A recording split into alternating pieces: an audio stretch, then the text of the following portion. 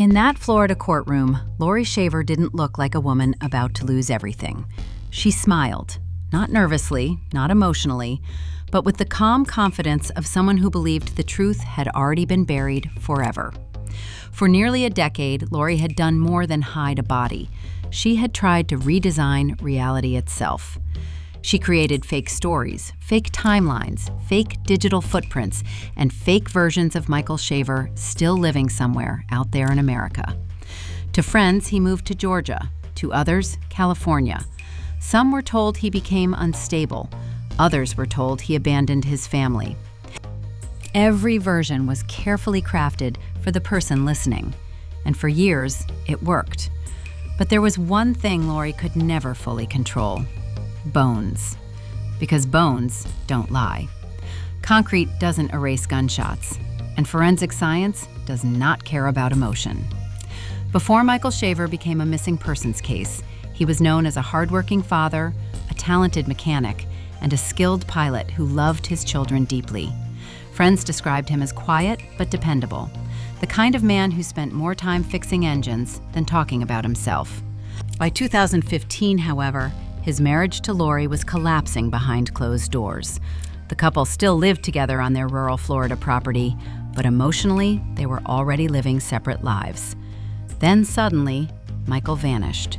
No goodbye, no confirmed sightings, no phone calls to family. But strangely, his social media remained active. Facebook posts continued appearing. Messages were sent to friends. Texts came from his phone, telling people he wanted to be left alone and start over somewhere else. At first, nobody questioned it. Why would they? The messages sounded believable. The tone sounded familiar. Michael appeared to be alive. But the illusion had one fatal flaw. Every single Facebook login traced back to the same IP address, Laurie's home. Investigators later discovered that while Michael supposedly traveled the country, every digital sign of life came directly from the house where Laurie lived. The missing man wasn't speaking. Laurie was speaking for him. It was one of the most disturbing parts of the entire case. Michael Shaver didn't simply disappear. His identity was stolen and puppeteered long after his death. While pretending Michael was alive, Laurie quietly dismantled his real life, piece by piece. She sold his trucks, his firearms, his work equipment. She emptied financial accounts connected to his name. At one point, a loan was even taken out using Michael's identity. And still, nobody realized Michael was likely already dead beneath the backyard. But what finally cracked Laurie's carefully constructed world wasn't brilliant detective work at first. It was jealousy. Laurie had started a relationship with a married man named Jeremy Townsend. During the affair, she mailed flowers to Jeremy's wife using Michael's name. Attached was a cruel, handwritten note implying both spouses were being cheated on. The flowers were signed Mike. That moment changed everything, because the question suddenly became unavoidable. How could Michael Shaver send flowers if nobody had physically seen him in years? That small act of manipulation reopened the entire mystery surrounding his disappearance. By 2018, investigators finally obtained a search warrant for Laurie's property. What they found beneath the backyard would horrify even seasoned detectives. Cadaver dogs alerted near a concrete slab and fire pit Laurie had built years earlier. Ground-penetrating radar detected abnormalities beneath the surface. Then, investigators started digging.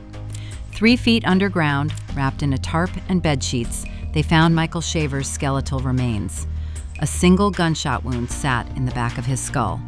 Not 2 shots, 1. That detail would eventually destroy Laurie's entire defense strategy. At trial, Laurie's attorneys presented a dramatic alternative version of events. According to the defense, Michael violently attacked Laurie years earlier. During the struggle, the couple's 7-year-old daughter grabbed a gun and shot her father trying to save her mother. The courtroom fell silent as Laurie's now teenage daughter testified emotionally about what she claimed happened that day. It was heartbreaking, a child carrying the weight of a murder for years. But the defense story didn't stop there. They claimed Jeremy Townsend later arrived at the property, fired a second shot, and helped dispose of the body. It was a complicated narrative, carefully designed to divide blame across multiple people. There was only one problem. Forensic science completely destroyed it. When the medical examiner testified, the courtroom atmosphere changed instantly. The skeletal evidence showed only one gunshot wound to the back of Michael's head, one trajectory, one entry wound, one bullet. That meant the defense's two-shot theory was physically impossible. The daughter could not have fired one shot while Jeremy fired another. The bones themselves rejected the story. In that moment, years of manipulation collapsed under the weight of objective evidence. Not emotion, not storytelling, science. And the prosecution wasn't finished. Digital records showed Michael's accounts stopped completely in late 2015. No purchases, no travel activity, no verified communication.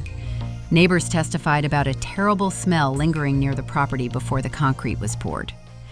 Then came one of the most chilling details of the trial. After Michael's burial, Laurie continued living normally above his grave. She hosted gatherings, allowed children to play in the backyard. She even built a new relationship while Michael's remains stayed hidden beneath the concrete. At one point, Laurie and her new husband reportedly carved their names into the same concrete slab covering Michael's body. The symbolism was horrifying. A new life literally built on top of a hidden death. Jeremy Townsend eventually testified for the prosecution, denying he had ever participated in a murder or burial. Laurie's attempt to shift blame onto him collapsed as well. One by one, every artificial version of reality Laurie created began falling apart. The fake Facebook messages, the fake timelines, the fake disappearance, the fake victim narrative. None of it survived contact with physical evidence. When the guilty verdict finally came, the woman who once smiled confidently in court sat facing a life sentence. Prosecutors later described Laurie Shaver as one of the most manipulative defendants they had ever encountered, a woman who showed little genuine remorse while forcing even her own daughter into the center of a murder defense. But in the end, the truth didn't emerge from emotion or performance. It came from the ground, from bones hidden beneath concrete, from financial records frozen in time, from IP addresses that exposed digital lies, from forensic science that refused to bend. Laurie Shaver spent years trying to rewrite reality, but reality kept leaving evidence behind, and eventually the concrete cracked.